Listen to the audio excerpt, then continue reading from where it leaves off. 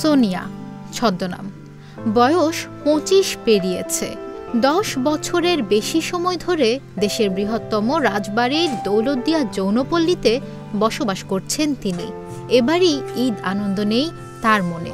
প্রতি বছর ঈদের আগে নিজের ও পরিবারের জন্য নতুন পোশাক কিনতেন, কিছু টাকাও তুলে দিতেন পরিবারের হাতে, কিন্তু এবছর কিছুই করতে পারেননি তিনি।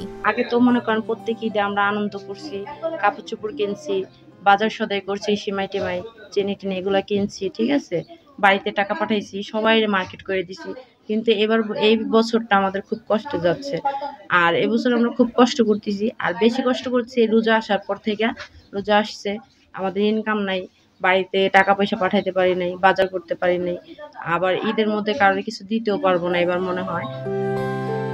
সোনিয়ার মতো একই অবস্থা এই পল্লীর কয়েক হাজার নারীর। রোজার মাসে লোক সমাগম কম, আয় রোজগার নেই বললেই চলে। পদ্মা সেতু চালুর আগে এই পল্লী জমজমাট থাকলেও সেতু চালুর পর তা নেই।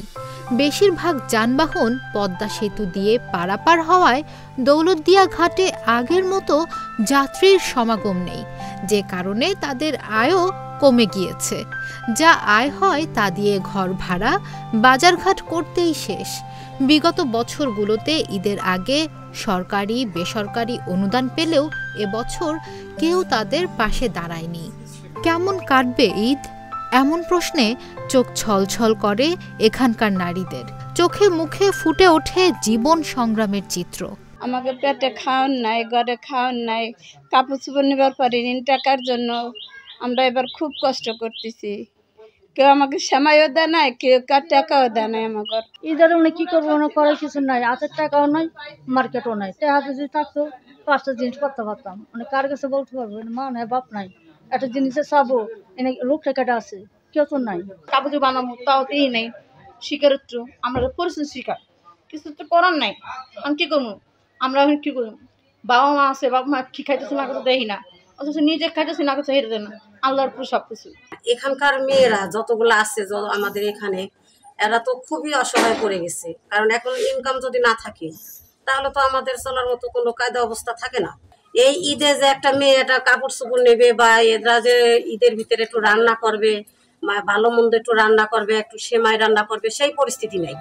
ঈদের আগে পিছিয়ে পড়া এই জনগোষ্ঠীকে সহায়তার আশ্বাস দিয়েছেন উপজেলা প্রশাসন। যারা পিছিয়ে পড়া জনগোষ্ঠী আছেন এই দৌলতদিয়া যৌনপল্লীতে, বিভিন্ন সময় তাদের প্রশাসনের সহায়তা নিয়ে তাদের পাশে দাঁড়ানোর চেষ্টা করি। ঈদ উপলক্ষেও আমাদের সেই প্রচেষ্টা অব্যাহত আছে। আমরা জেলা থেকে জেলা প্রশাসক স্যার আমাদেরকে কিছু খাদ্য সহায়তা পাঠাবেন, আমরা প্রস্তুতি নিচ্ছি। সেটা আসা মাত্রই আমরা সেখানে বিতরণ করব। এর পাশাপাশি আমরা উপজেলা প্রশাসনের পক্ষ থেকেও ঈদের পূর্বে হয়তো অল্প কিছু লোককে আমরা খাদ্য সহায়তা দিব, কিন্তু আমরা বড় আকারে যে খাদ্য সহযোগিতা যেটা সরকার থেকে ত্রাণ দুর্যোগ অধিদপ্তর থেকে আসতো, সেটা এবছর আমরা কোনো নির্দেশনা পাইনি সরকারের দিক থেকে। কিন্তু আমরা আমাদের নিজস্ব প্রচেষ্টায় হয়তো অল্প কিছু লোককে আমরা খাদ্য সহায়তা দিব, যারা খুবই প্রয়োজনের মধ্যে রয়েছেন বা খুবই অভাবী অবস্থায় আছেন, তাদেরকে আমরা অ্যাড্রেস করার চেষ্টা করব। নিশা মাহমুদা, ইন্ডিপেন্ডেন্ট ডিজিটাল।